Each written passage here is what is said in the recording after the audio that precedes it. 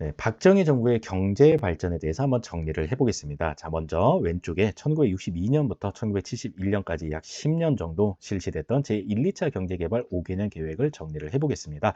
자, 이 시기에는 우리나라가 돈도 없고요. 그 다음에 뭐 이렇게 기술도 없고요. 그래가지고 남아 도는 거는 이제 노동력밖에 없었다라는 거예요. 그래서 의류, 신발, 가발 등의 노동 집약적인 경공업을 집중 육성하게 됩니다. 가벼운 상품을 생산하는 공업, 그걸 경공업이라고 이야기를 합니다. 자, 그리고 이 시기에 경부고속국도가 이제 건설되기도 합니다. 자, 70년에 이제 개통이 됐고요. 정유, 비료, 시멘트 등 기간 산업을 육성했을 뿐만 아니라 창원 일대의 수출 자유 지역을 조성했습니다. 자, 이런 것들을 하려면 돈이 필요했을 거예요. 자, 차관을 도입을 하고요. 또 한일 협정 1965년도에 체결이 됐죠. 그래서 이제 일본으로부터 어느 정도 또 차관을 도입을 하기도 하고요.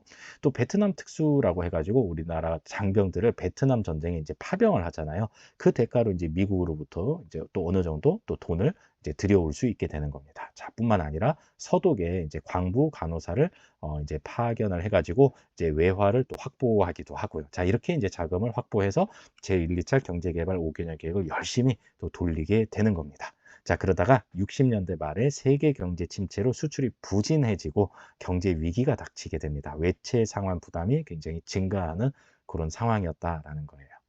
자, 그러다가 1972년부터 81년까지 약 10년 정도 제3, 4차 경제개발 5개년 계획이 추진이 됩니다. 자, 이때 특징이 있어요. 앞서서 우리 60년대는 경공업 중심이었잖아요. 자, 이번에는 조금 더 기술을 이제 좀 발전을 시켜가지고 뭐 철강, 기계, 조선, 석유화학 이런 거 다 무거운 산업이잖아요.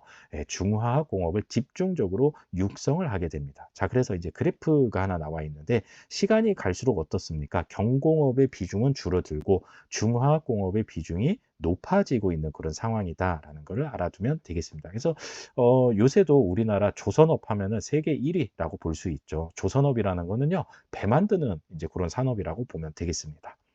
경상도 해안에 중화학공업단지를 대규모로 조성을 하고요. 포항의 제철소, 지금의 포스코를 이때 이제 설립을 하게 됩니다. 그래서 마침내 1977년도에 수출액 100억 달러를 돌파하는 그런 쾌거를 이루게 되는 겁니다. 자, 70년대 말에는 이제 중화학공업 비중이 경공업 비중을 추월하게 되고요. 하지만 이게 뭐 항상 좋았던 건 아니에요. 두 차례에 걸쳐서 석유 파동이 있었습니다. 그런데 73년에 있었던 제1차 석유 파동은 우리가 중동에 가가지고 이제 공사를 하면서 이 오일머니라고 불러요. 그때 이제 중동에 파견돼서 벌어온 외화를 오일머니라고 부르는데 이때는 잘 극복이 돼요. 그러다가 70년대 말 78년도에 있었던 제2차 석유 파동은 이게 좀 쉽게 극복이 잘 되지 않아요.